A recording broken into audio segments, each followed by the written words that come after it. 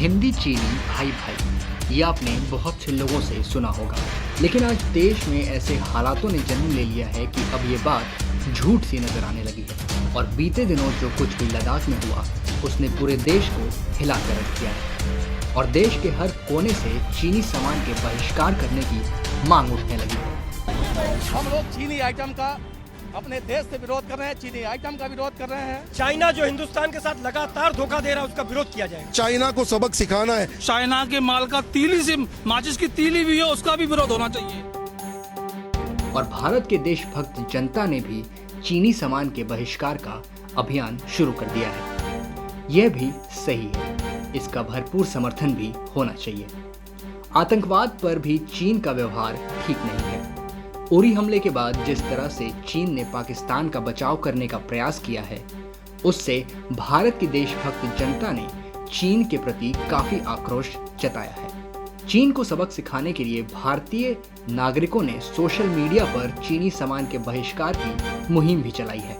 ये मुहिम अपना रंग भी दिखाने लगी है। तकरीबन एक ही महीने में भारत में चीनी सामान की बिक्री इतनी कम हो गई है कि उससे चीन बुरी तरह बौखला गया है।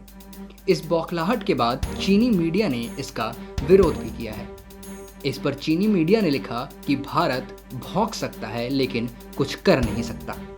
चीन के सामान और तकनीक के सामने भारत का सामान और तकनीक टिक नहीं सकता। लेकिन चीन को इस बात का आभास ही नहीं कि भारत के नागरिक यदि तय कर लेते हैं तो सब बातें एक तरफ और भारतीयों का निर्णय एक तरफ होता है। चीन को शायद यह नहीं पता कि उसका सामान भारत में इसलिए बिकता है क्योंकि वो बहुत ही सस्ता होता है, ना कि उसकी गुणवत्ता के कारण। नया भारत टाइम्स भी सभी भारतीयों को चीनी सामान के बहिष्कार करने के लिए अपील करता है ताकि हमारे कामगारों, बुनकारों, शिल्पकारों और कुटीर उद्योगों को नई ताकत मिल सके। स्वाभाविक तौर पर चीनी सामान का बहिष्कार करने वाले लोग आज बाजार में भारतीय सामान की मांग कर रहे हैं। यानी जब भारतीय सामान की मांग बढ़ेगी तब हमारे कुटीर उद्योग मजबूत होंगे। चीनी सामान के बहिष्कार के अभियान के दो बड़े फायदे हैं। एक, चीन को सबक मिलेगा। दूसरा, भारत के कुटीर उद्योगों को नई ताकत मिलेगी। छोटे कारोबार से जुड़े लोगों की स्थिति में सुधार होगा। भारत की अर्थव्यवस्था मजबूत होगी। भारत में रोजगार बढ़ेगा। इसलिए आइए चीनी सामान का बहिष्कार अभियान का हिस्सा बनते हैं। वैसे ये बात भी सच है कि विदेशी सामान के बहिष्कार की बात काफी समय से चलती आ रही है। वहीं दूसरी तरफ कुछ लोग ऐसे भी हैं जो अपने फायदे के लिए इस मुहिम का विरोध कर रहे हैं। उनका तर्क यह है कि इससे भारत के उन छोटे व्यापारियों का भारी नुकसान होगा जिन्होंने त्योहार के समय में काफी पैसा निवेश करके बिक्री के लिए चीनी सामान अपनी दुकानों में भर लिया है। छोटे व्यापारियों की दिवाली बिगड़ जाएगी। दरअसल ऐसा सोचने वाले लोग बहुत ही संकीर्ण मानसिकता के लोग होते हैं। भारत के हित में विचार करने वाले सदैव विदेशी सामान के बहिष्कार और स्वदेशी सामान के उपयोग पर जोर देते रहे हैं।